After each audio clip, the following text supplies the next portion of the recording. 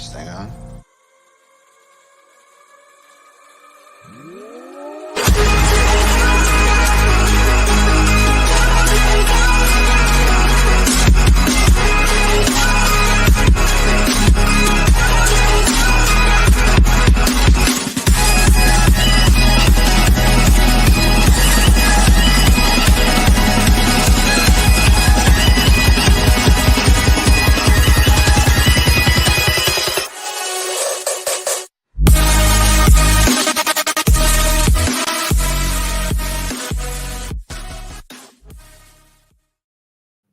What is up, everybody? Welcome into another episode of The Cut. I'm your host, Christian Williams, and I am here, as always, with Randy Hall. It's Randy's birthday. Happy birthday, Randy. And how are you? Thank you. Doing good. I had my parents up here all weekend. It was really nice. A lot of busy friends up here, so it was nice to have the family up here and kind of get to show them around town, at least the parts I know, and have some fun. Go to a Brewers game, even though it was hot as hell. But yeah, it was really fun. Good day. Only worked like half a day at work, so worked out pretty well. Yeah, I'm still rocking on vacation. I had a kid quit. Smart man. I had a kid quit, and I went to work because I work out there. I went to work, and they're like, "Did you see that this person quit?" I said, "I don't care. I don't care. I'll care about that when I get back on Wednesday, even though I do." Yeah, that's a Wednesday Christian thing. That's fine. Yeah. We're gonna let Sunday Christian not deal with that, but yeah. So vacation and half days, we're rocking it, and we've got a lot of NFL news to talk about, including training camp battles. We're gonna go through the NFC South depth charts, the way we've been going through depth charts across the league, and I believe this is our last one, so we will have concluded that series over the last 2 months. I feel like we've been doing this for a long time. So yeah, it's a thankfully at this point. It's 2 months for sure. It's 8 divisions. Yeah, so, and we did a couple, but we also stopped doing it for a week. So, but yeah, and then we're gonna also training camps are starting. We're getting actual training camp news, and I think by the end of this week, every single training camp will have kicked off. Maybe next Monday is one of the last report dates. I would say by middle of next week, it's absolutely everyone. Yeah, for sure. But we do have some NFL news, and the first one. So John Mechie, I'm sure everyone has seen this, but John Mechie has leukemia. It's the most curable form of leukemia, but he is likely out for the season. I don't believe, have put him on season-ending IR just yet.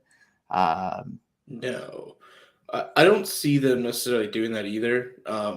Just because if his body fights it off quickly, there's a chance he could come back. And while he wouldn't probably have full snap count, maybe just getting him the last couple of games some reps if he's healthy, fully healthy, and all that. It's not the worst idea for a rookie who's also coming back from a torn ACL. So it's kind of a double whammy to where if he can come back, it's up in the air because the Texans aren't going to be a playoff team as of current outlook. So the odds of them kind of forcing a rookie that just had cancer and recovered from a major injury to play the first year for the last couple of games is something I'm not like expecting, but I would understand it if it's more of just hey, let's get him on the field as a celebratory thing for him, kind of like the Chiefs did with Eric Berry a couple times. And it does make sense in that aspect. Yeah, and it's important to know that he said that he probably won't play this year, but they haven't ruled anything out yet. So that is there's a world in which he does play the last few weeks. I wouldn't call it likely either. I think he'll probably sit this year out and then take the full offseason to train up for what will be his rookie year next year, since he'll be missing the whole season. It depends on the treatment is the biggest thing because just the most recent thing I've seen just from a fan's perspective is with wrestling. Actually, their big champion right now, I think it was 2 years ago, his leukemia came back and he took more of like a pill form. It wasn't more radiation. So his body didn't get, as deteriorated as you would with radiation and stuff like that. And he was able to come back a little bit faster. So that could be the case with Mechie and why they aren't taking it down, but we'll see. Obviously, we have no idea. We will not know anything, until we know. Yeah, until For literally sure until late. it'll be for sure cured, and then it'll be written about what happened, what he took, how the process went, stuff like that. So Yeah, exactly. Yep. So unfortunate news, but hoping for a speedy recovery, and I hope everything 100%. goes smoothly, and I think it will. And I think Yeah. I saw a lot of people panicking about John Mechie and Dynasty. I wouldn't. I just think he's going to play football again. That would be my outlook right now. So um, okay, next thing. Well, I guess we'll just talk through other injuries right now. Justin Ross, the undrafted free agent, Justin Ross, that probably shouldn't have been cleared by Clemson last year, actually had a foot injury that knocked him out for the season. So Justin Ross, not looking good. I know a lot of people had him in Dynasty and were drafting him.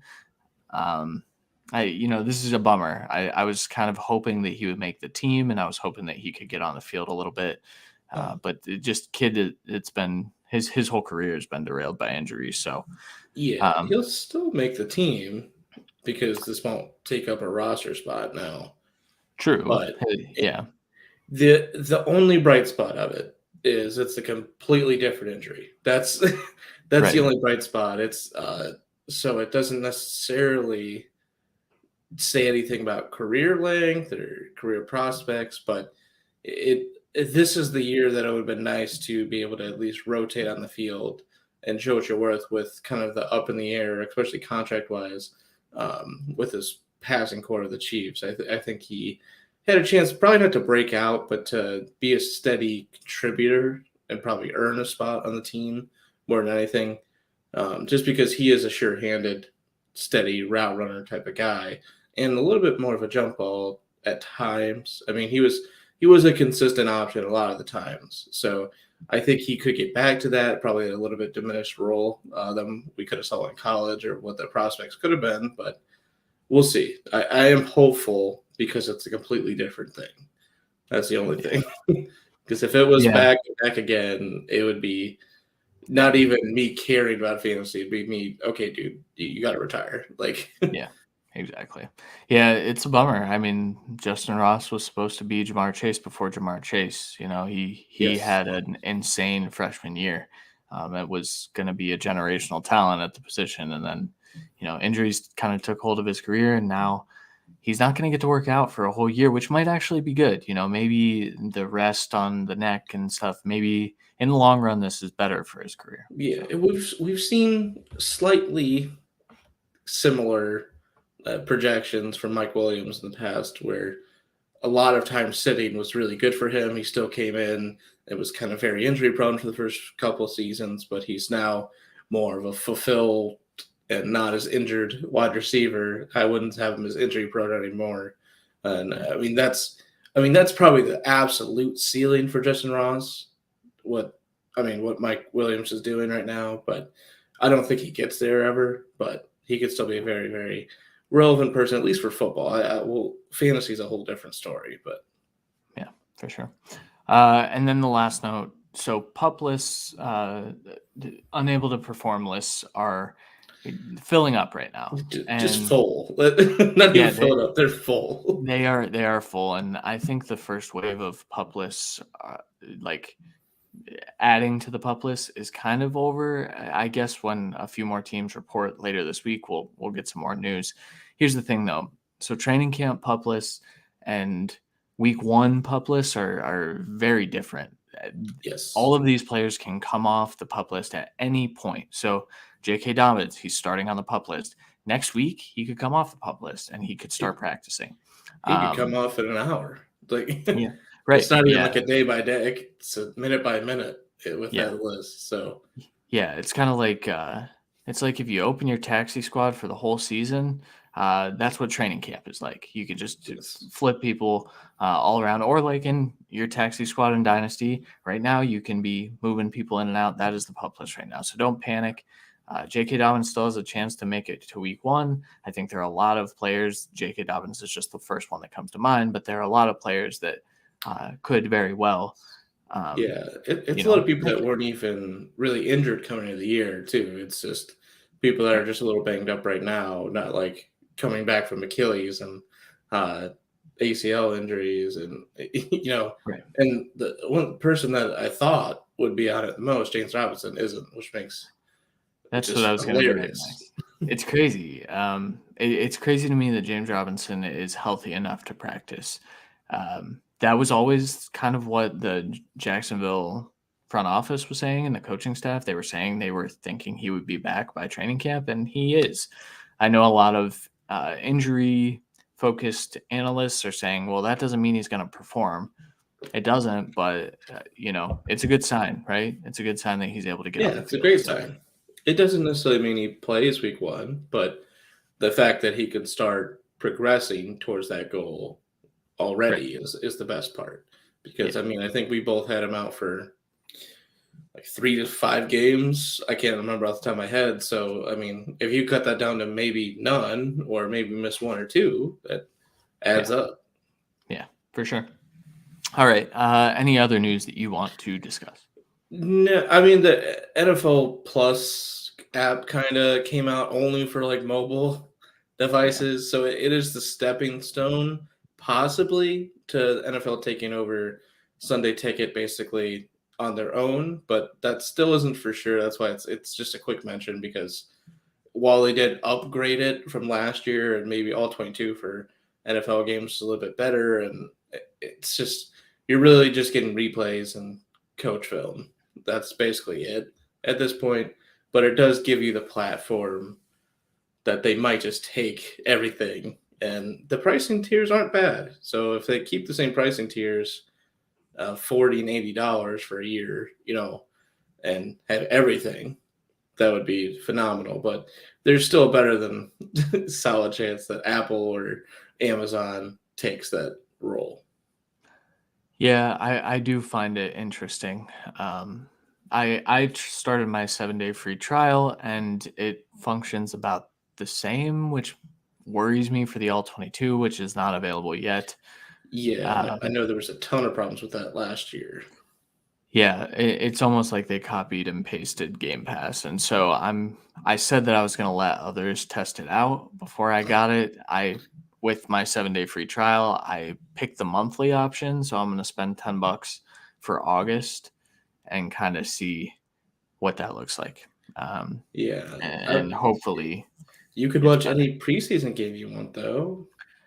You can, yeah, and I will. I mean, I'm not quite sure how helpful that is, but I used the hell out of my Game Pass last year, and I was just so frustrated with it. So I'm hoping that they fix the all 22 aspect of it. And if that's all that this is, and then Sunday Ticket does go to Apple, like I'm cool with that if I don't have to pay extra to Apple. But I I probably mean, will, and that's you the other will. aspect of it. Yeah. Well, So but you say that, but there's been other. I mean, back to wrestling. Peacock took over the entire streaming service capability for that, and it didn't upcharge them at all. I know that that pricing market is a little bit more different. Even if it is a monthly thing, it's a little bit different than what Sunday Ticket is. So, yeah. I mean, it could just be an additional package for maybe 40 or 50 a month on top of what you pay for Apple TV, which wouldn't be terrible for 5 months. Yeah, for sure. I'm excited for it. I hope that things are better. That's what I will say there. Same. Sunday Uh, Ticket is it's and I had I've it had one it for year. every year, and I mean, even like you can only stream it from one device at a time. Like if I stream it from a Fire Stick, my sister can't watch it at all. Like it's really dumb. Yeah. They botched that, and I hope that that's their goal is to fix that. So, Let's hope. last piece of news, I guess we don't have. I guaranteed that we would have lots of news by today. We don't, Yeah. um, which is strange. He reported a training camp today, so um, that's problematic. I find it irresponsible that the NFL hasn't gotten that done, but it is what it Yeah. is, and I'm kind of hoping that we have something before the end of this week.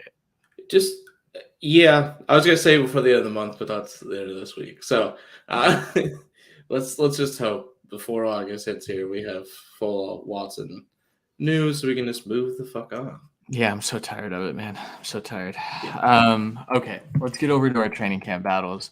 Um, I didn't mention at the top of the show, we're going to try to hit some Marvel talk since we have kind of talked about that for the last 3 weeks that we didn't have time. So Yeah. might zip through some of these. First training camp battle that we should discuss is the Carolina quarterback situation. So Baker Mayfield is now a new entry into that quarterback room. Matt Corral is also a new entry into that quarterback room, and Sam Darnold is there. Sam Darnold probably has the upper hand as we're speaking right now. But and Matt Rule is saying how he expects Matt Corral to come out there and compete. He doesn't have a chance though, right? Like, He's not ready. Like, yeah, talent wise, there's definitely a shot like that he could take over his team for the future, at least, from a rookie contract tag kind of situation. Just because there is a talent level there, but he still needs some seasoning. This is, I mean, they're going to say Darnold's job because he's the incumbent. This is Baker's job to yes, lose, and I don't think he loses it unless he's, thoroughly damaged that shoulder. Um, I mean, me and you both listened to the athletics coverage of, the Andrew Luck story, and it took him 2 years to get back from how much damage he did to his shoulder. Pretty much doing the same thing as Baker here. So we'll see. All accounts are he's fine. So that's the plus side, and he's the better quarterback right now, plain and simple.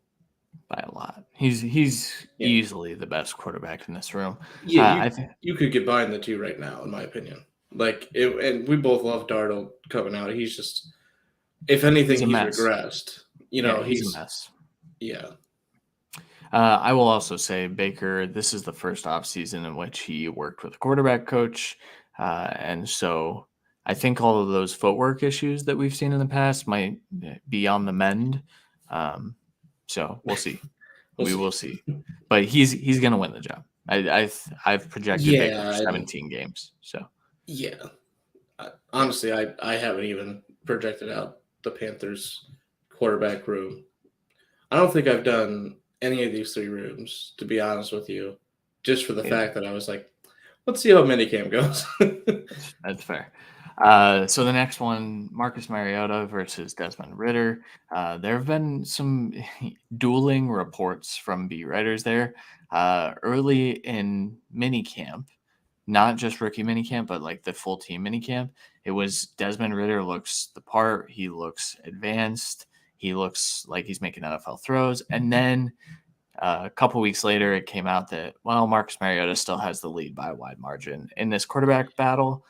I know you think Mariota is going to win the job. I think I walked back my prediction that Ritter would take it week 1, and I said that by week 3 he will have the job. But Mariota is going to win it out of camp, is what I said. So Yeah, Mariota's the starter. Now, how long that remains, I do not know. yeah, Because he's the vet, they're going to let him start. It's just plain and simple. It's not a slate to Ritter. I think Ritter could be ready. It's just, oh fuck, that's not good. I was hoping they had an early bye week. They have a week 14 bye. Shit, yeah, and that's why shit, like shit, shit. it's kind of a pick 'em on their schedule on when you think that Ritter could make it back. See, the I problem don't is I don't remember. think like they were a decent team last year with Matt Ryan. I think they're worse, clearly, even with an influx of talent from a draft class. Um, so I mean, eh, week halfway through week 8, maybe Ritter. They're two and Fair. six, and they're like, you know what? Let's shake it up. Let's see what the kid's got. We're not making the playoffs unless he's got something, anyways. Let's just see what happens. And well, I don't think he rights the ship year 1 and gets him in the playoffs. I think he does enough in that situation to warrant them sticking with him at least for a couple of years. Yeah. I think unless the Panthers defense takes a massive step forward, which it could because there's a lot of talent, I think circling that first Panthers game as like the target date might be a good option. I said that by week 4 he'll have the job. Week 4 they play the Browns, which I think would be not great Well, for a rookie. yeah, he's not getting that because even if Watson's gone that game, which I think is almost an inevitability, you're still not putting Ritter in against the Browns defense in a winnable game if it's Brissett. You're going to have the steady vet option, and you know what? Like Mariota played really well in spurts for the Raiders, so I think there's a level of disrespect and a level of excitement for Ritter that's coupling to make it that we're just writing off Mariota. I think Mariota easily wins the job just because Ritter still has seasoning left to be done to even be ready to take NFL snaps. Just saying. Yeah. I don't necessarily agree with that. I think that he could play today. It's not the most, but he definitely has seasoning. I'm saying I think midway through the year he probably takes over just because his team is really bad, but we'll see. Yeah. You need to know what they have in him. If they have Dak Prescott 2.0 or Russell Wilson 2.0, I think we'll know that well before midway through the season, and I think that will be the caveat. Both those guys, Dak didn't, but Dak Russell, sat. Yeah. Well, but Dak only sat because Romo was there. Exactly. And once Romo was hurt, Dak took over and was better than a banged up Romo. And, Wilson just outright won the job from Matt Flynn, who fair fucking enough. Well, and also Matt Flynn was the big contract guy that year. And that's why, this is an interesting one to keep an eye on. This is the one I'm most excited for, I think, of all the ones we're going to talk about. So. Yeah, well, because the first one I think is an almost it's like academic at this point. Like that's happening. Baker's winning. This one I think it's kind of the same thing where Mariota's winning, but for how long? Because there's not enough of a gap that it's really going to matter especially when you factor in potential for the future. Yeah. But speaking of yeah, so last quarterback battle that we need to talk about is Mitchell Trubisky versus Kenny Pickett. This is an interesting one because I think that when they signed Mitchell Trubisky, they weren't sure what they were going to do at quarterback. I know that he was a bridge, but there's no guarantees that your guy is going to fall to you in the draft. And I think that they signed Trubisky hoping that he would be that bridge and kind of start for a year. Thing about Pickett is he's probably the most NFL ready in terms of well, I would argue Ritter is more NFL ready, but the NFL says that Pickett is, right? They drafted him in the first. They drafted only him in the first. Who do you think wins this? Do you think Trubisky wins it out of the gate? Yes. This is tough because right now I don't think it's close.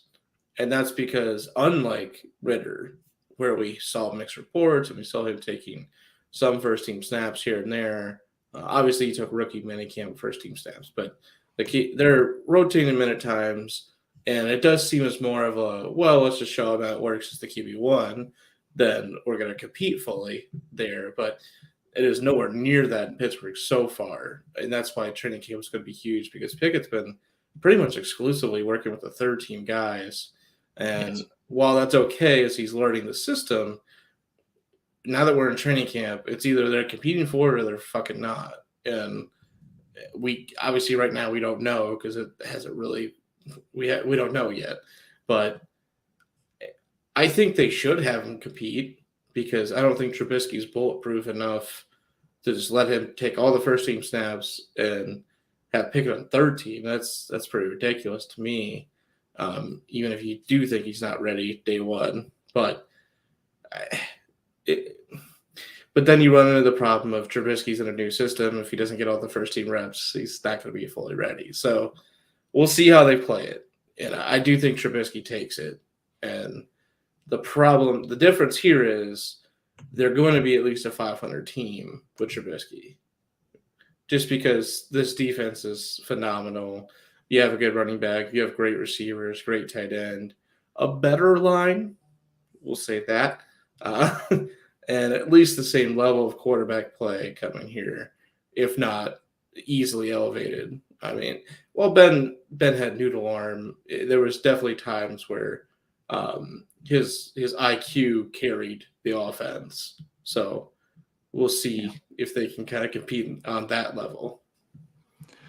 Yeah, the only point I want to bring up here is that Madden actually said that Kenny Pickett was the QB4 last year. I don't know if we didn't talk about the Madden ratings dropping because I have not been super thrilled with that. The And we first don't ones have are time always for jank.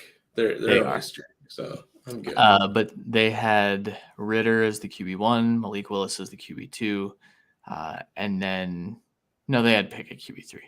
He's a 67 or 68 overall or something like that, which is not ideal for your first round rookie. And they have Trubisky five, I think, overall points ahead. So yeah, but they're always going to have that.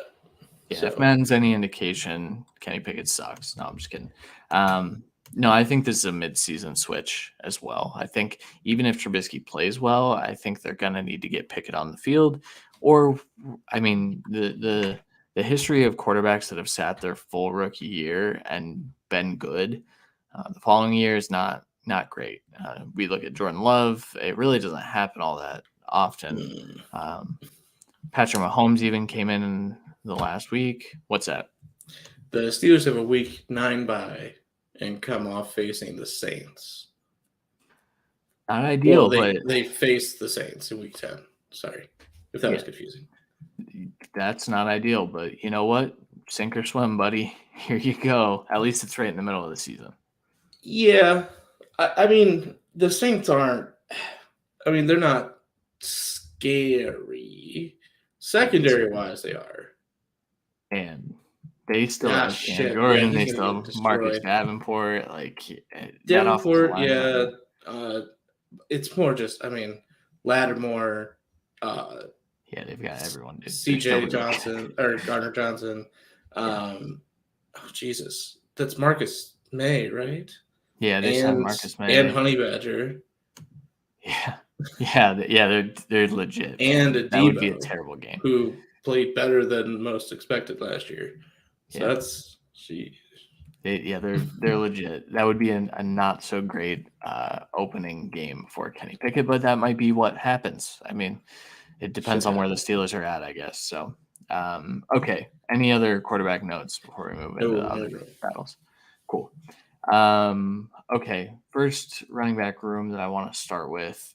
So Antonio Gibson, J.D. McKissick, and Brian Robinson, I think is worth noting how the snaps are being played in training camp, because we all kind of assume that Antonio Gibson is still the starter.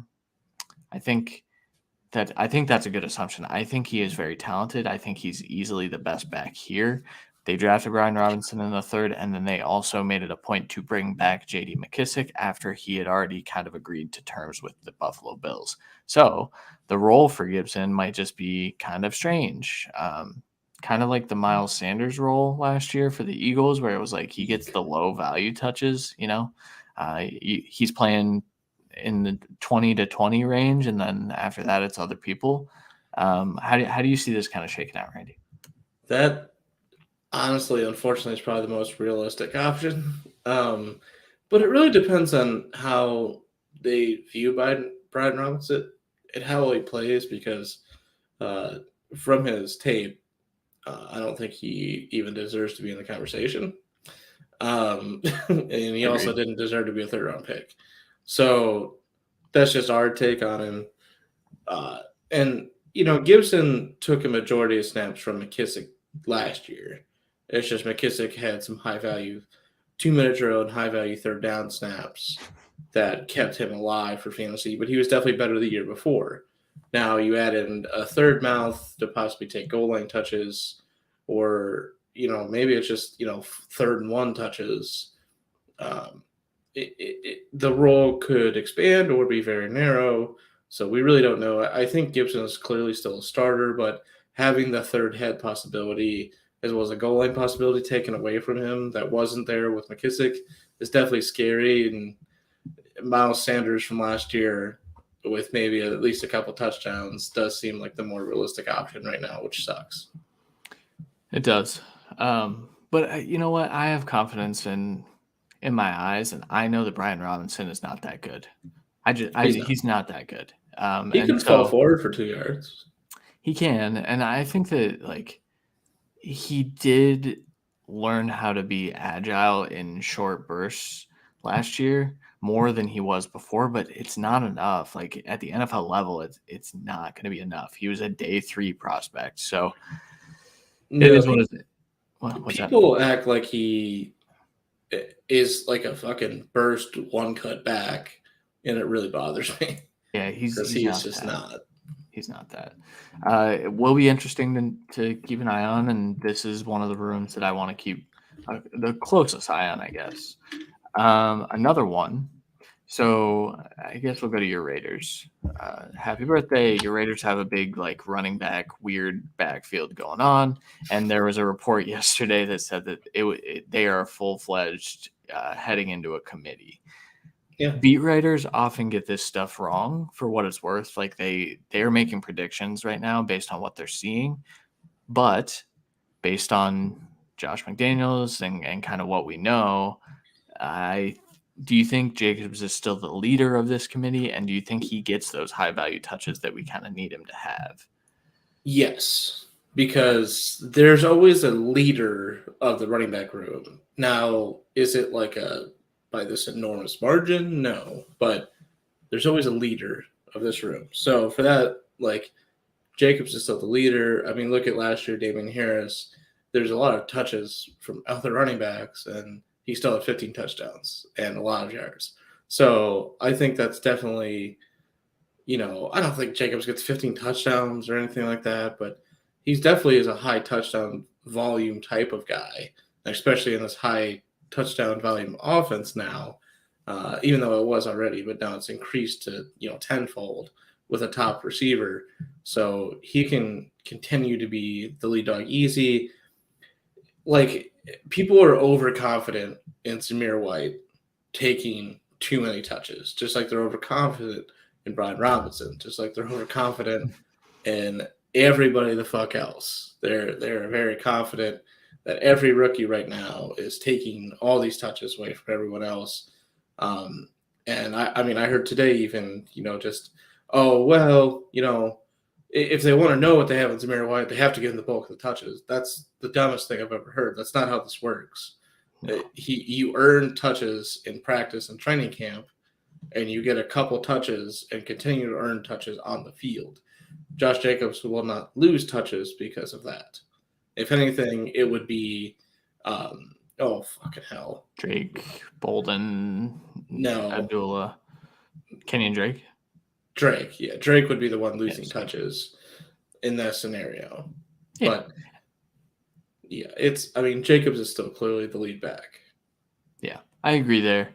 You made a good point. With running backs and wide receivers, it's different than quarterbacks. We said that Desmond Ritter they need to know what they have in him. That's because they're headed for a top 5 pick probably, and they have the opportunity to draft what will be their franchise guy. You're not going to see what Desmond Ritter is with him in practice as much. I mean, you might in training camp and practice, but you're not going to know until he's doing it in the game. With running backs and wide receivers, that's not the case. Like they can progressively earn a bigger role. That's how it works with those positions. So yeah, I mean, it's the same. I mean, look at Tony Pollard. He has for the last 4 years continued to gain a bigger role, and every year we're told by people in the industry that he's going to severely out-touch Zeke this year, and it just doesn't happen. And they're saying the same thing this year. And while I do think he again can increase workflow, he's still not out-touching Zeke. So again, the overzealous attempts to get the handcuff to be the starter from analysts is very unbecoming to hear.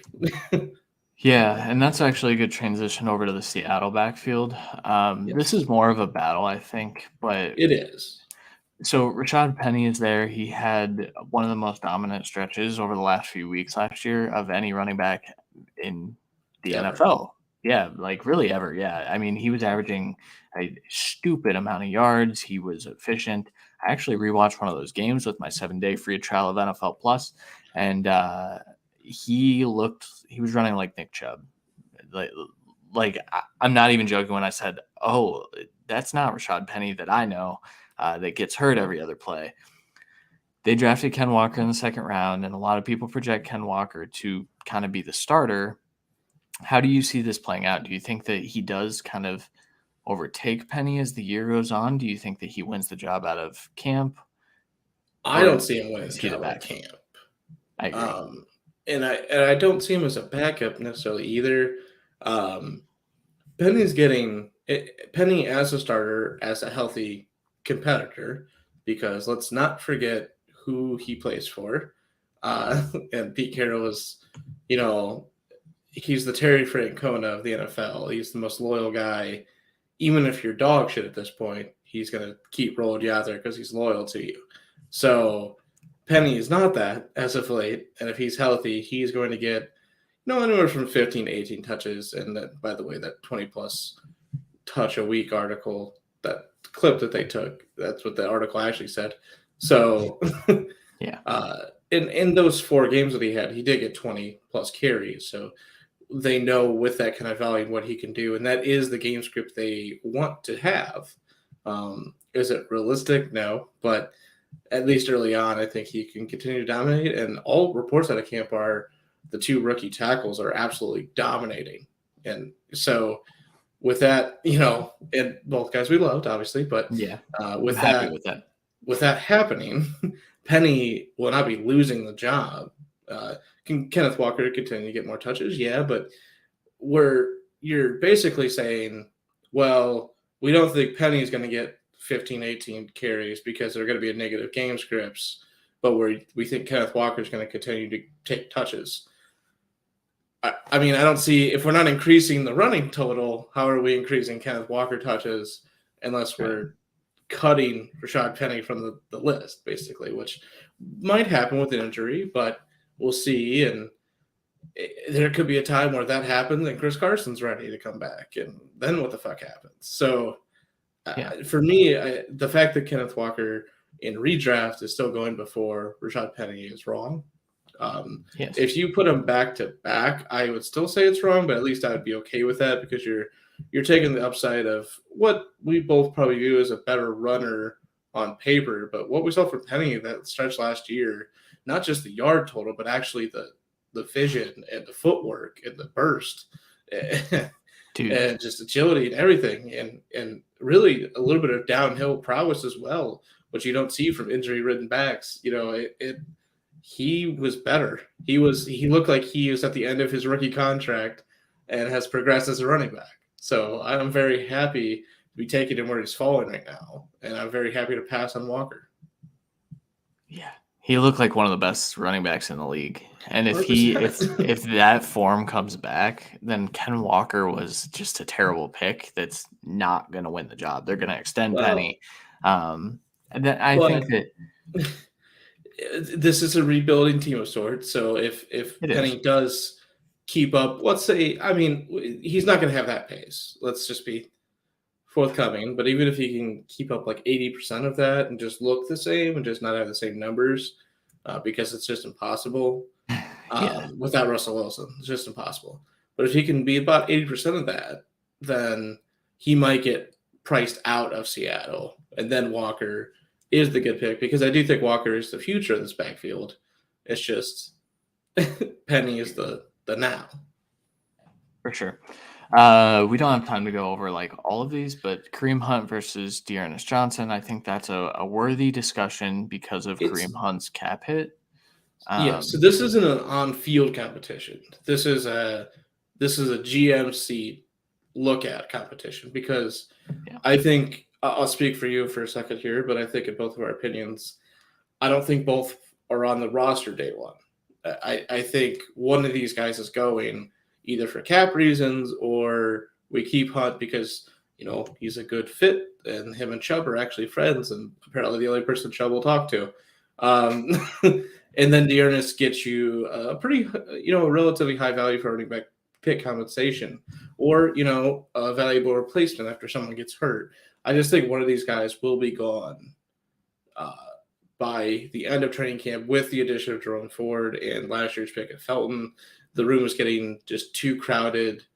with way too many good bodies. You can't keep them all. Literally, you have to cut one of them. You can keep 4. You cannot keep 5. See, I think Felton's gone personally. See, I and, think and that's where like deservedly so. Felton is the worst of the group, but by a lot too. Like Dearness Johnson was good last year, and he's shown that he can 100%. And so was Hunt. be for sure.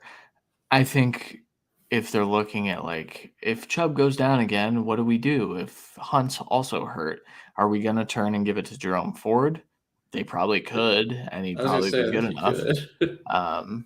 behind that offensive line. So it's an interesting one to keep up with. I think Dearness showing out in camp might be leading to a trade. I think because I think they do want to keep Kareem for what it's. Kareem has said he wants to stay in Cleveland the rest of his career. So And again, it's the pairing fit. And I think Kareem is a little bit more versatile than Chubb, whereas Dearness is more of just a lesser version of Chubb. So that's why, for me, it's a clear, especially because they actually have the most cap right now. So a cap cutting cost for this year seems silly. Yeah, for sure. Tyler Algier versus Damian Williams, and I guess Cordero Patterson, but that's kind of a weird thing because there have been reports that Cordero is going to get more work at wide receiver to everyone's dismay. Yeah, I know. I want him to get. He was good last year because he played both, and then Sleeper's like, but he was a running back.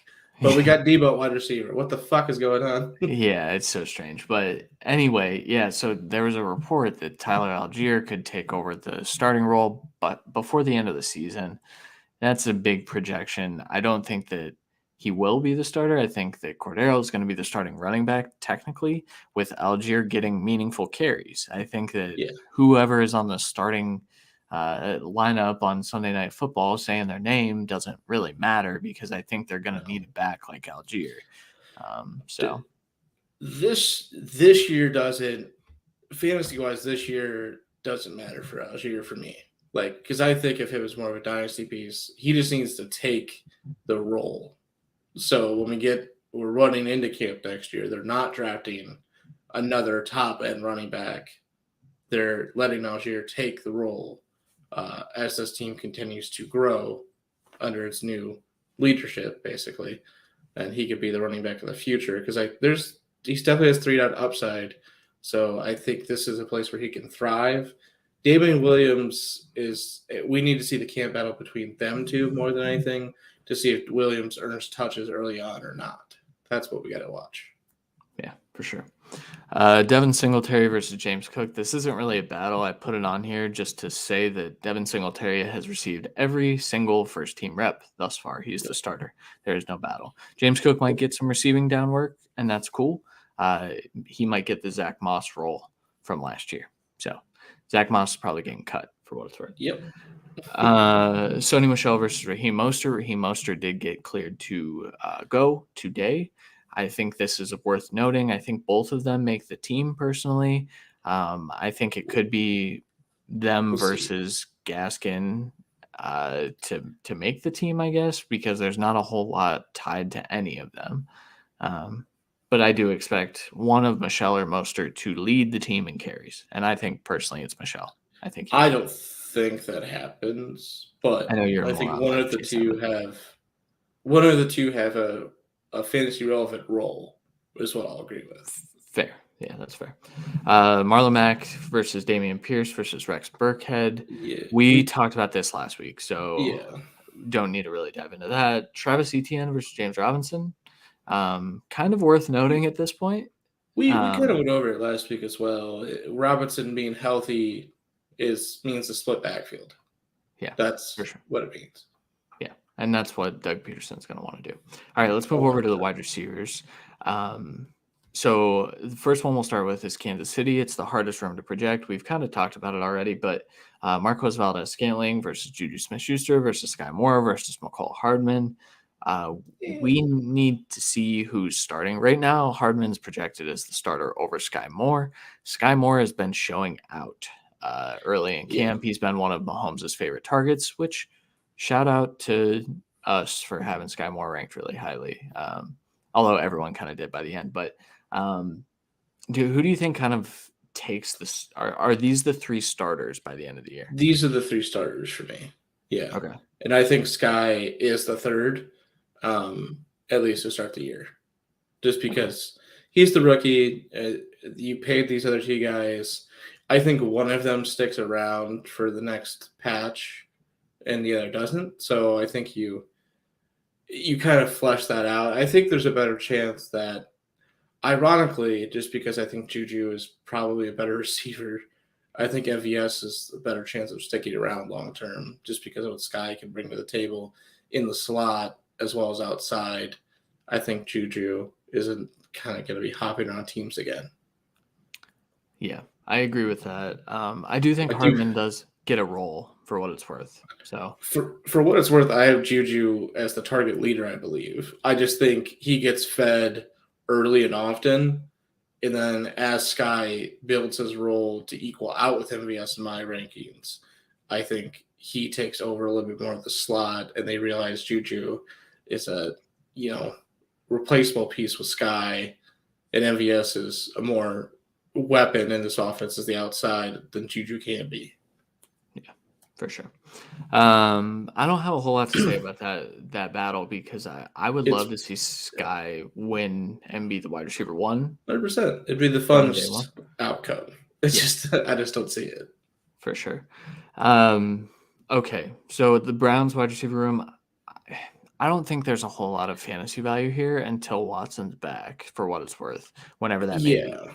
So let's just for this one, and it's also a wide receiver 2. It's just which one between DPJ, David Bell, and Jakeem Grant is the wide receiver 2 in your opinion? And Schwartz, I guess. Schwartz is a wide receiver 3, maybe. I don't think he can compete with these three. The problem is Bell is already, on the pup. So sure is.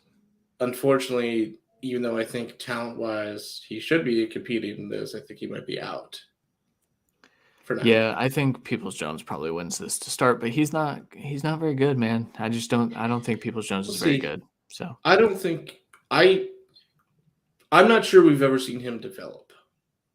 That's the problem. Yeah.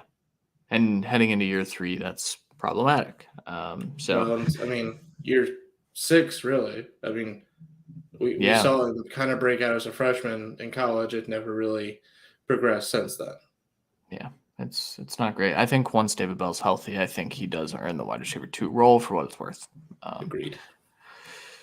All right, Josh Palmer versus Jalen Guyton. I kind of just tweeted about this, and Josh Palmer is already just... Palmer's won this, I think, already. To be honest, I threw this in here because I was trying to think of him quickly. And this is definitely a camp battle. I just think Palmer's got this locked up at this point. Yeah, and Daniel Popper might be his name from The Athletic. Sounds like a name. He already reported that Palmer he's staying after to work with Herbert. Herbert loves him. I think Palmer has flex value, standalone flex value, and then he's your injury replacement for Mike Williams or Keenan Allen, I think. So yeah, he's the best ball darling, just because there is going to be weeks that he is the wide receiver 1 of the team as the wide receiver 3, and if any of them go down, he is automatically vaulted in touches. So, yeah, for sure. Jamison Crowder, Isaiah McKenzie, and Khalil Shakir are kind of battling for the slot wide receiver role. Isaiah McKenzie is in the lead right now. I don't think Jamison Crowder is going to make the team at this point. Surprising, but yeah, I get it. I also get it. I think McKenzie kind of earned that with his backfield snaps last year, and he worked pretty well when needed as a wide receiver. I think they used him better as a running back for what it's worth, but that's going to be James Cook this year. So, and that's the thing. I think that's the nail in the coffin for Crowder, unfortunately, is I think he gets cut because not only is McKenzie and Shakir, more slots of the future, James Cook could also play in the slot at times, as well as, McKenzie and him played inside outside of that regard. So I do think Crowder is the odd man out. And I'm not sure McKenzie really is the 3 necessarily. I mean, I think that would still be Knox or Singletary, but he would be the next man up, basically. Yeah. I think Shakir's going to kind of overtake that role eventually for what it's worth. So I also Makes think he sense. could work as an X behind Diggs, like give him breathers at times and kind of earn his role that way. So Yeah. we'll see. We'll see how that one goes. I put in here Elijah Moore versus Garrett Wilson just to kind of see who the winner of that battle is. I think it doesn't matter because Elijah Yeah. Moore, Garrett Wilson, and Corey Davis are going to be on the field all at the same time. However that works out, that works out. Yeah, We're not that's going to know the literally just target who's going to leaders. be the one. That's what that battle is for camp. Yeah. James Prochet versus Devin Duvernay. This is one that we won't fight about it. But Hmm. Randy thinks it's It's Duvernay. It's reportedly been Prochet's so far, for what it's worth. That Prochet's been standing out. I don't think it matters much because Lamar looks like he's about 25 pounds heavier, and I think he's going to run the ball a lot this year. I think that's what they're kind of beefing him up for. to me, and a little bit of backstory. Prochet was one of your favorites of the draft class. Duvernay probably was my favorite of the draft class. He was, yeah. So it's just been we've always kind of argued, and we had them ranked very close together then too.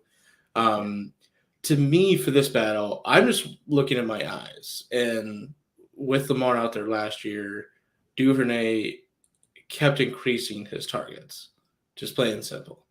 And he was valuable as a chain mover, and sometimes in the red zone. So because of that, I'm going to take him, and mainly because we haven't really seen anything from Prochet. Not that I don't think he's talented, and don't think that he can easily become a vital weapon in this. And I think he does kind of have a leg up because of Bateman being a little bit more of an inside-outside guy. And Prochet, while he can do that, I think he can excel on the outside where Duvernay really can't. He's more of a pure slot. So that's why I do think he does have a chance to be the pure wide receiver too. But the targets, I think, go to Duvernay. To be But honest, we'll man, fucking see. I really don't know. yeah.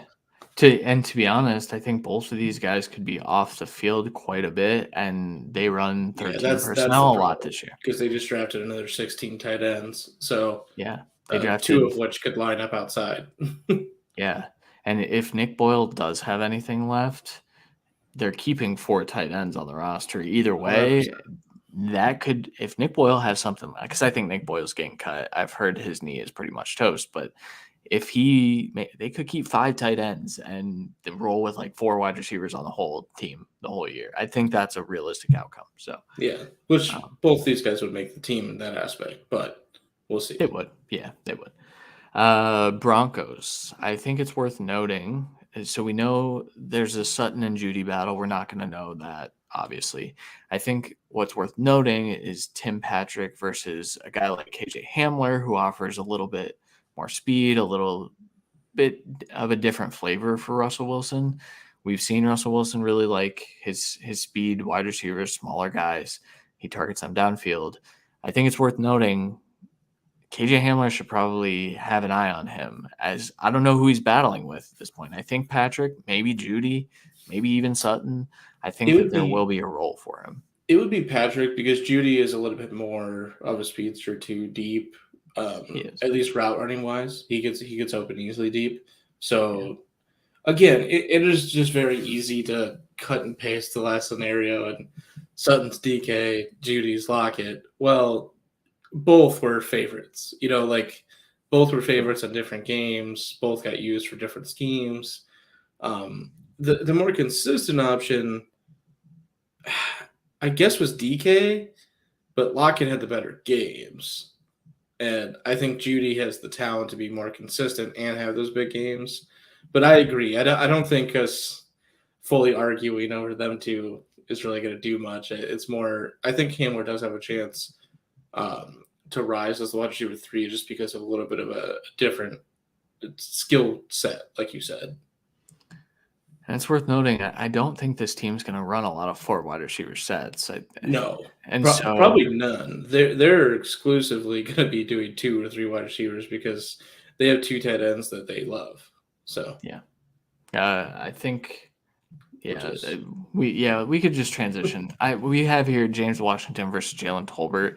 That's been a reported battle. I think with yeah. James Washington being hurt in the spring, I think Tolbert might actually have a leg up here. Gallup's hurt to start the year. This one won't matter as much. We won't find out till later, but it's worth noting how they're performing. And then the Bears, besides Darnell Mooney, kind of fleshing out who the wide receiver 2 is going to be. Byron Pringle, Velus Jones would be the battle that I'm kind of watching because I think those Yeah. are the two favorites. But Equinemius St. Brown has the connection with Luke Getzey from last year, so maybe he kind of And works. Keely Harry, bro, come on. I forgot about him. He doesn't even count. He's Everyone probably getting does. cut So did Bill. for sure. So yeah, I hope he finds a role. no, on the bench. Yeah. So tight ends really quickly. You kind of mentioned that the Broncos have 2 tight ends that they like. Reports have been that Greg Dulcich has been showing out ever since he got there. Albert Okwuegbunam, that's not how you say it. I fuck it up every time. He's the incumbent, right? So we kind of have penciled him in as the starter. What do you think happens here? Do you think Dulcich has a chance to get on the field early? Yes. I think they both play a lot. Albert O is the more versatile tight end. Like he plays, he's a decent blocker and he's a good receiver. It's just Dolchich is so natural with the hands and route running that he is standing out. So that's why he's going to be forced on the field because he's just too good not to. And unfortunately, I think for this year, we're not really going to have a full fantasy relevant option here because we've seen it in the past. Wilson tries to get his tight ends involved. And we've seen it where 2 were kind of fighting for the snaps and neither really won, unfortunately. So, yeah, I think Dulcich is like not a 1-for-1 comparison, but the Disley, where we do see the flashes of the really good receiving work downfield. But we'll see. Albert O he hasn't had opportunity. I don't think he's very good. I think he's athletic, but that doesn't show up on tape, and that's the strange part about him. So we'll see how it works out this year. And in camp, we're going to find out. There's a chance that Dulcich wins the freaking job from week 1. I think that's a realistic outcome. Next one, Daniel Bellinger versus Ricky Seals-Jones. Worth noting that Bellinger did hit the pup. And so I think that I saw that he's probably going to – I think he's going to lose that battle.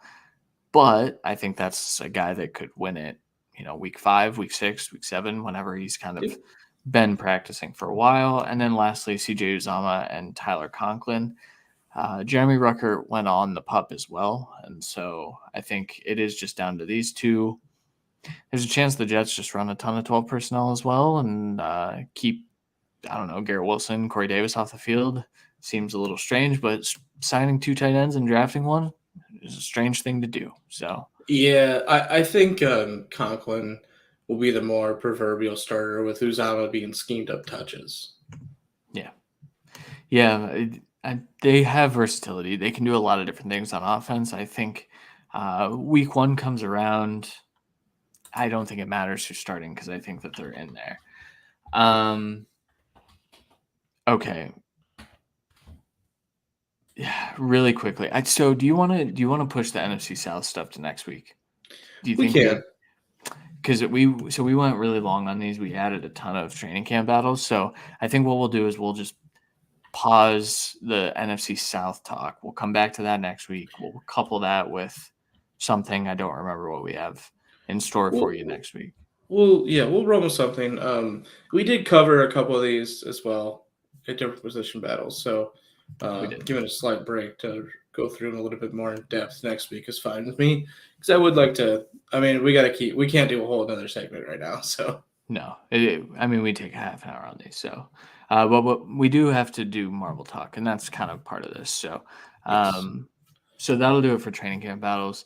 If we miss some, we probably did. There are a lot of battles happening, obviously, and we stuck to the fantasy relevant ones. So we know that there are going to be other positions battling, and other ones that we possibly miss will come up in the news as well, and we'll talk about them then. when we have more of a report. Like, we're not going to talk about the Baltimore Ravens running back room because we have no fucking clue right now because the best running back is on the pup.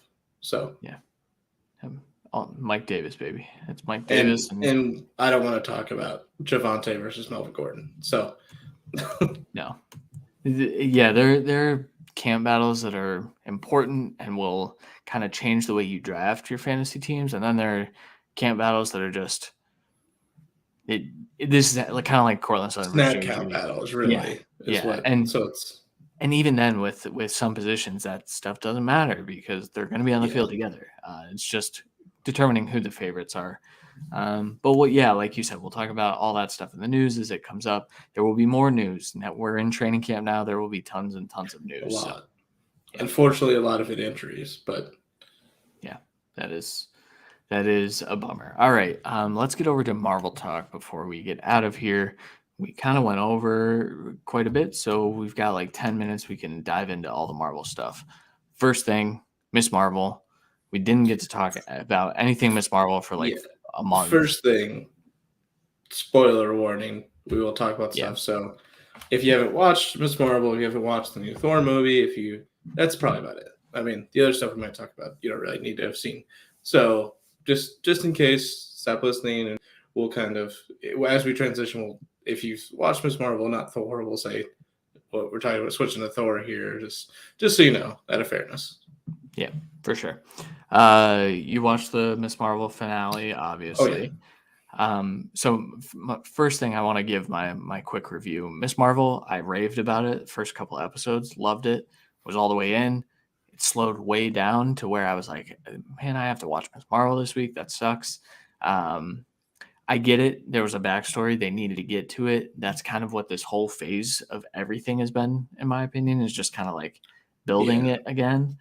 And then the finale came and it was great. It was fantastic. I really liked how they ended the series. It went back to the vibes from the first 2 episodes, which was cool. What do you think of the finale? Where do you think they go from here? Finale was great. Like you said, the first episode and a half was really good, and then the final episode was good. And I'd say maybe the very back half of the 5th episode was good as well. So you really have a very disappointing middle chunk that really shoves this this series way down the list, unfortunately. But the ending was very, very good, like you said, and visually well done. A little bit better mastering of the powers and everything, a little bit more understanding.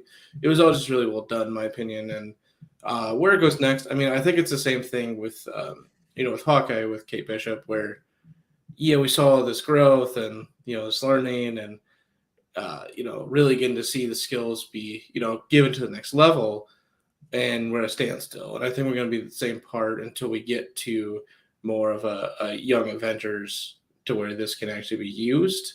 And we'll hopefully get into this the Comic-Con and talk about where they might be thrown in, but it might not be for a while, which is the problem. Well, Kamala is confirmed to be in Marvels. Yes. The Marvels. So that is the Captain Marvel sequel, but it's which not just that. In Phase 5. Right. Yeah, I'm gonna pull that up. You can check that out real quick. But again, it was a very well done finale, and like you said, it was big to kind of finalize the whole story of it all and kind of get the backstory. And a majority of this has been either Phase 4 has either been an origin or a recasting and putting towards the future kind of situation, or just more of an homage to the character, like Black Widow, to really give more of a backstory in that situation to the long-standing and ended character, and much deserved. I mean, that movie probably could have been the Phase 3. I mean, it would have really been fine with me if it would have gotten crammed in even, because it was really well done and it's a deserved movie. And I really liked a lot of Phase 4, but there's a little bit some that dragged on. I know a lot of people have, as we get into Thor here, I know a lot of people have complained about some of the newer movies being a different style than the cookie cutter Marvel. They literally did what people asked. People asked for the directors to be able to direct their own movies, and they did that. And some people don't like it, and that means you don't really like the director, and that's perfectly fine. But if you don't like Thor: Love and Thunder for the way it was told, I'm not sure you like the other Thor movies. You Right. know, I have a theory about this too. I think that Feige said, "You guys can do your thing because we're in the build-up stage, and yeah, then we're going to get back to our formula for Phase 5 and Phase 6." yeah, exactly. Which They is have I'm to. 100% fine with. Let Exactly. them flesh out the characters in a different way. We get to see a little bit more, and a lot of it went back to a little bit more of comic book accuracy than the cookie cutter Marvel style as well. Which is what Feige has always wanted to do. It's just Uh-huh. he didn't know if he had the reins to do that because that wasn't what this was when they first started. Um, let's move over to Love and Thunder really quick. Miss Marvel is Phase 5. It comes out on July 28th, Oh, 2023. in a So year. yes, Oh, damn it. that's just Of absurd, dude. course, the Marvel movie. Right? My birthday is Captain Marvel. Hopefully, this Yeah, one's much better. there's a theory. So spoiler alert again. Captain Marvel shows up in the post credit of Miss Marvel. She gets transported into Kamala's room, and there's a theory that Kamala then gets transported to wherever Miss Marvel was, probably on a different planet, and then the whole movie is going to be Kamala trying to find her way home, but also Captain Marvel trying to find her, Yeah, which I think is a cool premise. it's a cool premise. Yeah, I'm in for that. Thor: Love and Thunder. First, I liked it. I I will say I've liked all the movies this time around. I haven't loved them the way, but here's the thing. So I entered Marvel, the MCU, right before like the last couple of Avengers films. I didn't watch them at the beginning. I kind of binged them all, and so I probably would have felt like, oh, those were good movies if I didn't watch them consecutively and knowing what they were building to. So now that I know what everything's building to, when I go back and watch these last few movies, I'm going to say, okay, I get it now. And these are better movies because of that. And I think Feige knew that, which is why they dropped so much freaking news over the weekend yeah, at Comic Con. But Thor: Love and Thunder, good movie.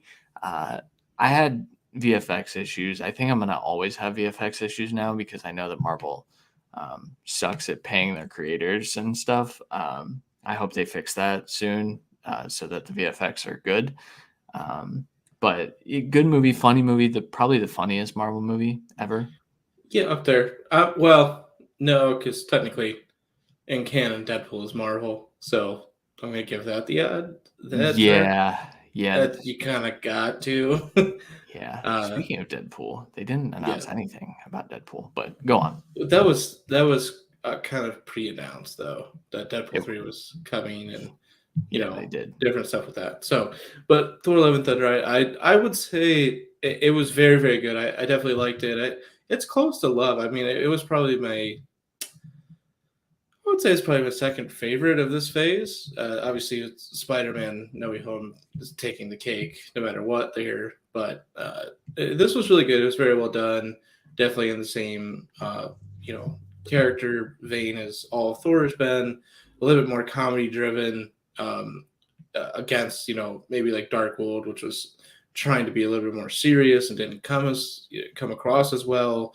They just stuck with the strength and the laughter aspects of Thor, which is what people resonate with more than the edgy, focused dark side stuff. So I mean Chris Hemsworth absolutely kills it as always. I think this movie could easily benefit with a side, Avenger in it, or like Ragnarok is. I think everyone would say is the best Thor movie, and it's because it has help besides just Thor, massive help. Where this is basically Thor, on It its was own with no one. I mean, you have other people in it. It's just not that level. And the Guardians are in for two a scenes. scene. Yeah.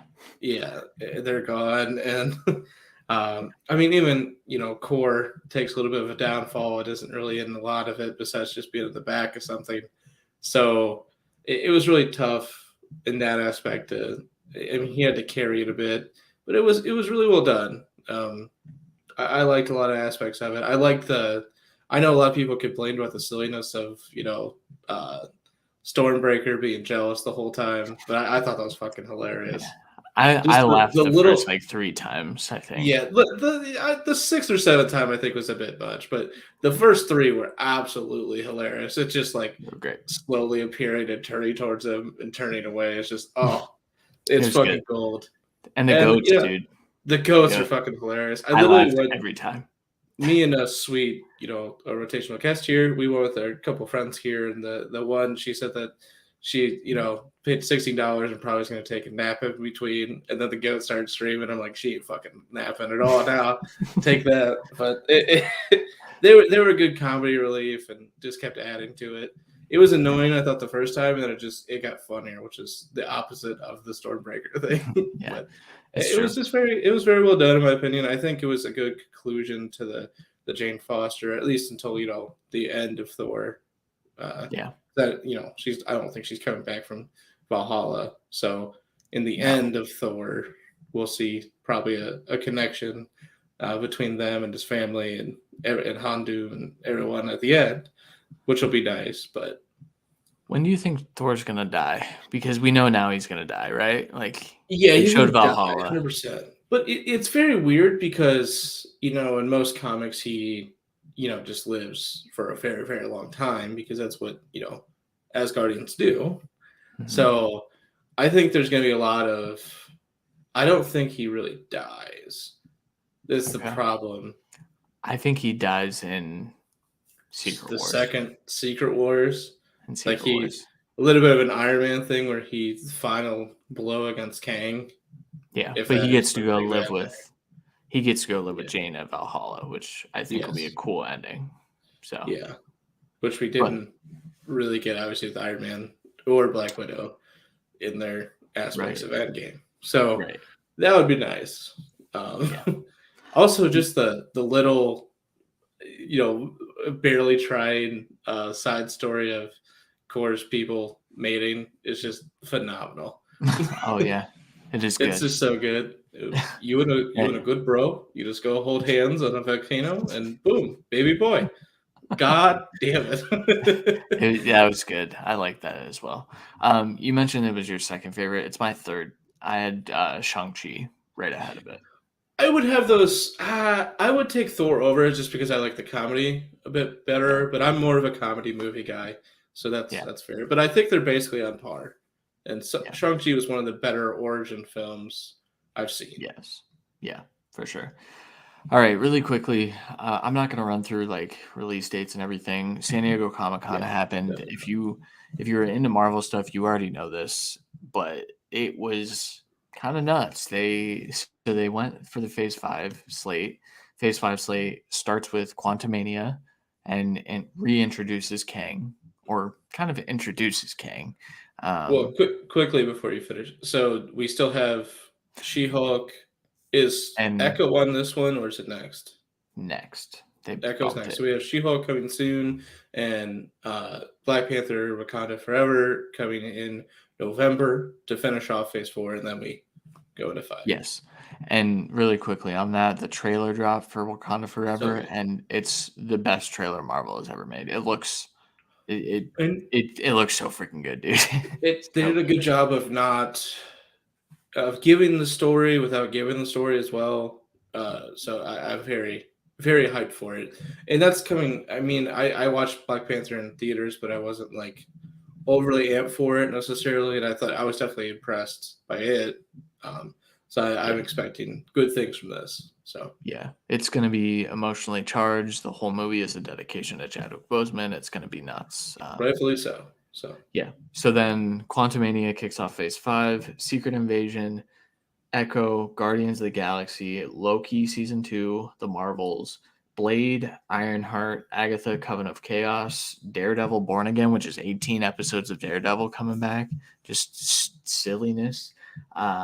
Captain America: New World Order, which is the most badass title they've ever come up with, and I then mean, Thunderbolts. Um, if there's not an NWO reference in that movie, I will be disappointed slightly, but I'll be okay with it. I'm sure it'll be in there. Also, the Guardians trailer was played at San Diego Comic-Con. Some things leaked about it. It's going to be kind of Rocket's. They're going to dive into Rocket's past with it, Cool. and they showed a little baby raccoon. I have it saved on my phone because Marvel wiped the internet of it, which is cool. But this phase is nuts. Also, then they went into phase 6, which will conclude the multiverse saga, which is what this is called, which is also cool. Phase 6 is going to be Fantastic Four, a bunch of stuff. But what we know so far is Fantastic Four, Avengers, the Kang Dynasty, which is a badass name as well, and then Secret Wars, which is a very, very popular comic line. 2 of them, right? So Kang Dynasty is the one Avengers movie, and then Secret Wars is the second. Got it. Yeah, That's what I was like. Is it the Avengers or is it 2? Yeah. So a little bit of background because I've been reading up on it. So Kang's problem is his not problem. He's got a lot of problems. He does have a lot of problems, but he wants to rule all timelines. He wants to rule every single universe in the multiverse. And he causes incursions to happen. And so all the universes kind of butt heads. They mentioned it in Doctor Strange, which now, again, you look back at that movie and say, oh, that's cool. They mentioned that way back then. 3 years later, we're going to get Secret Wars, which is an incursion happening. All these different universes kind of converge, and then they pretty much fight to the death, I think, is what happens. So that there's just one universe. This is going to end the multiverse saga, meaning I don't think we get any multiverse after that. But Marvel fans are like, how this doesn't make sense. Really, Secret Wars should happen in 15 years after they've built everything up. And so I have no idea what they're doing. Feige knows what they're doing. He's got the next 10 years plan, and that comes in 3 years. So, yeah. Thoughts on any of this? I mean, there's just so much. You really can't dive into anything. I mean, no. I think all the TV series, I think I'm all really excited about. I mean, there's a couple movies in there that are not, top flight to go see, but I will see. And I do think there's I hope this Ant-Man is a little bit better than the second. I didn't think it was like a step up, but I think this one kind of has to be. So I am excited for that. Yeah, it's a good way to kick it off. I think it's just, and I think so. The function of Ant-Man movies in the past has been to advance the story. It has been a funny little kind of turn your mind off, but then towards the end, it advances the story in a crazy way. They're introducing the big bad in this, kind of introducing. Well, he's already introduced. Reintroducing, but this version into the phase. Yeah. Yeah. It's the one we saw is dead. So. And there's a line that Jonathan Majors delivers because they also played a clip of this or a trailer or something, where Scott Lang says, "I'm an Avenger" or something like. They're fighting. They meet face to face, and Kang says, "Oh, you're an Avenger? Have I killed you before?" And then that's kind of how it ends, which is cool. And Kang narrates the whole thing. It's gonna be good. I'm excited for that. Yeah, I mean we're at a good future. I get why people were like, but people were like that with Infinity War and Endgame though as well. They were like, I don't think we'll get enough. And in fairness, again, like I said, I think Black Widow could have had the movie quicker, and there's a couple of things that we could have had a little more depth on the characters beforehand. But this isn't DC, so I'll trust it. Exactly. Because even if the character isn't fully fleshed out, then they usually at least get them back. I mean, the main two in Black Widow and Hawkeye, they've returned the favor with solo stuff since. My problem with the whole thing is we didn't get another Spider-Man announced, right? not No, actually. But the he's major thing is we haven't gotten another solo Hulk film, and I am annoyed by that. Not that it's out of the Phase 6 possibility, because there's still a lot of gaps not filled in, but still. there's contractual things that stop that from happening. So Universal still holds the rights to distribute the film, and so there's a rumor that they want to do World War Hulk, or I think is what it's called, Yeah. a pretty huge Hulk storyline, and they're gonna just do it on Disney Plus because Universal doesn't have the rights to the show, which is why we're seeing Bruce Banner again in She-Hulk, because they pretty much can only do him in team up movies or TV shows, which sucks. I Yeah. wish that contract had ended because I would really like to see an actual Hulk solo.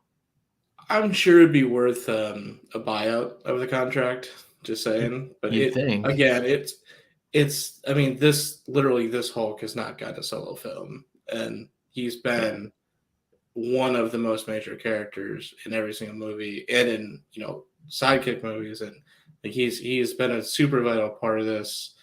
And the fact that he hasn't gotten a solo is kind of shit. And I don't.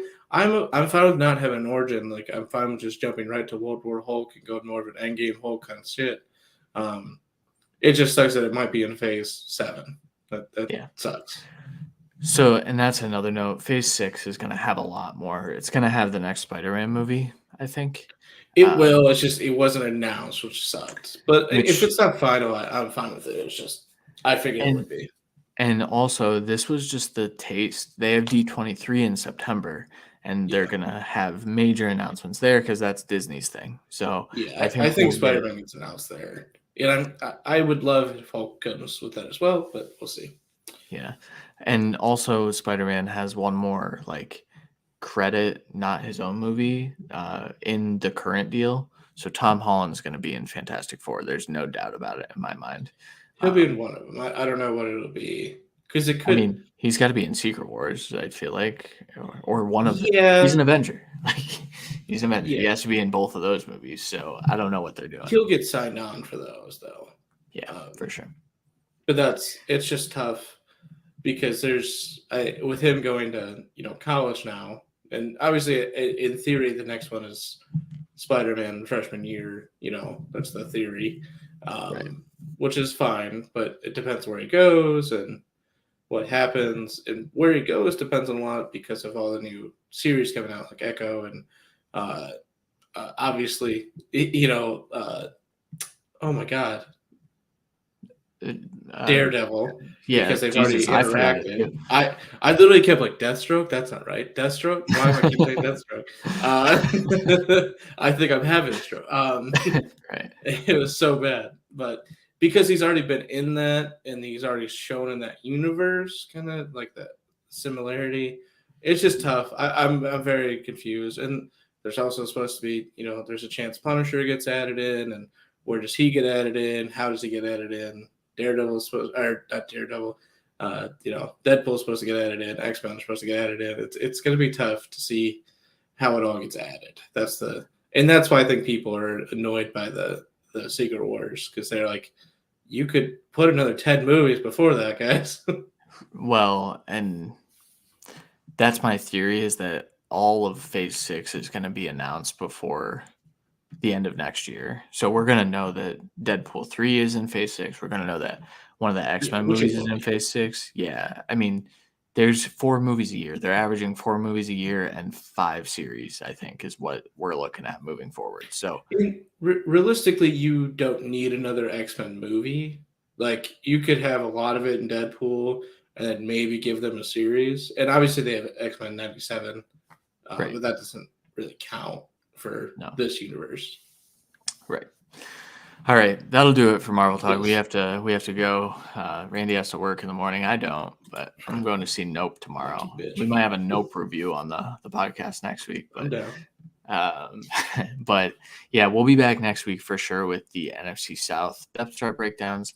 We're getting close to schedule predictions and things like that. So those will probably be coming here the next few weeks. So keep an ear out for that, or an eye out if you're watching, I guess. Randy, do you have anything to add before we get out of here? No, we need to leave. I know we do. All right.